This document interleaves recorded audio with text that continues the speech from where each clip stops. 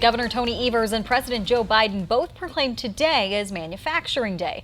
Industry groups are using the moment to highlight the struggles facing some of Wisconsin's biggest employers. JT Siskowski has you covered on a new report that says Wisconsin's factories are having to get creative to attract talent. JT. Yeah, every year, the Wisconsin Center for Manufacturing and Productivity surveys hundreds of state manufacturers. The report attempts to put a positive spin on an industry that has struggled since the pandemic. Of the 400 executives surveyed, their top concern was workforce. 39% say finding staff and retaining employees they have is the biggest barrier to their future success. But this year, fewer manufacturers called hiring difficult than in years past.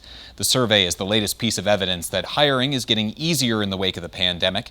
I interviewed one of the report's authors. He says many factories are compensating by offering more pay and benefits to their workers, but that's more difficult for small companies to afford. He says some are compensating by finding more creative ways to attract and retain people.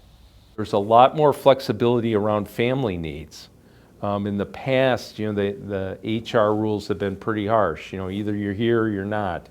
Now what it is you've got a problem with your family. Okay, we'll figure out a way that you can take 2 or 3 hours away to address that issue.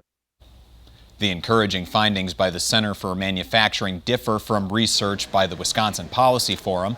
The forum found that while Wisconsin's job numbers have rebounded from the pandemic, manufacturing has lost nearly 9,000 jobs since 2019.